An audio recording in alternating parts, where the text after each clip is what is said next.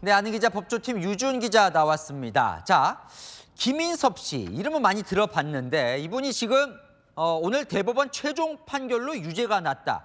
이 백현동 개발 특혜 의혹 관련돼서인데요. 이게 어떤 내용이었죠? 네, 이게 이재명 민주당 대표가요. 성남시장 시절에 있었던 일입니다. 성남시 백현동 한국식품연구원 부지를 민간업자가 개발하는 과정에서 벌어진 사건인데요. 오늘 이 민간업자 쪽 로비스트로 지목된 김인섭 씨 징역 5년을 확정받았습니다. 당시 민간업자가요. 이 부지에 개발 수익을 더 많이 낼 수 있는 아파트 건설 비중을 높이고 싶었거든요. 그래서 이 김 씨를 로비스트로 끌어들입니다. 성남시에 아파트 지을 수 있는 비율을 높여달라 이렇게 요청을 해주면 74억 원을 건넨 건데요. 검찰은 로비스트 김 씨가 정진상 당시 성남시 정책실장을 통해서 로비를 했고 이재명 시장이 승인하면서 결국에 로비가 성공했다 이렇게 보고 있습니다.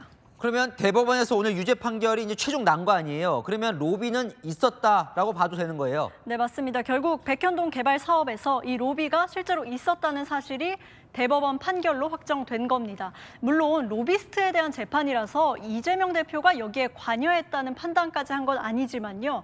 이 대표 최측근인 정진상 씨까지는 로비가 전달됐다고 판단한 겁니다. 지금 유 기자 말한 대로 직접 로비를 받은 건 정진상 씨인 것 같아요. 그러면 김인섭 씨와 이재명 대표 사이에 뭔가 연관이 있는 겁니까? 네, 법원 판결문을 보면요. 로비스트 김인섭 씨와 이재명 대표 이 둘 사이의 관계가 적혀 있습니다.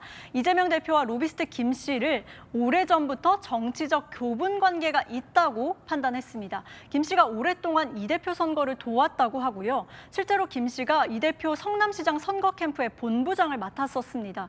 법원은요. 성남시 소속 공무원들이 김 씨와 정진상, 이재명 이 세 사람을 특수관계로 인식하고 있었다고도 했습니다. 그러면 오늘 판결이 이재명 대표 재판에 어떤 영향을 미칠 수 있는 거예요? 네, 이재명 대표로서는 좋을 게 없는 상황으로 보입니다. 이 대표는 백현동 민간개발업자에게 특혜를 몰아준 혐의로 재판을 받고 있는데요. 대법원에서 오늘 사실로 확정된 내용 이렇습니다. 성남시가 정진상, 이재명의 순차 결재를 받아서 민간업자의 요청을 받아줬다는 겁니다.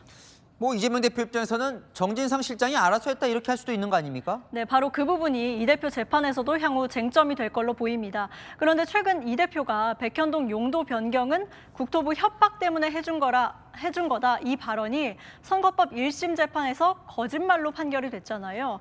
이 1심 재판부는 국토부 요구에 따라 어쩔 수 없이 한 게 아니라 스스로 검토해서 용도를 변경한 거라고 판단했습니다. 이 향후 재판에서 검찰은 이 대표가 로비를 몰랐을 리 없다 이렇게 주장할 거고 이 대표는 로비가 전달된 적도 들어줄 이유도 없었다 이렇게 맞설 걸로 보입니다. 네, 잘 들었습니다. 아는 기자 유지훈 기자였습니다.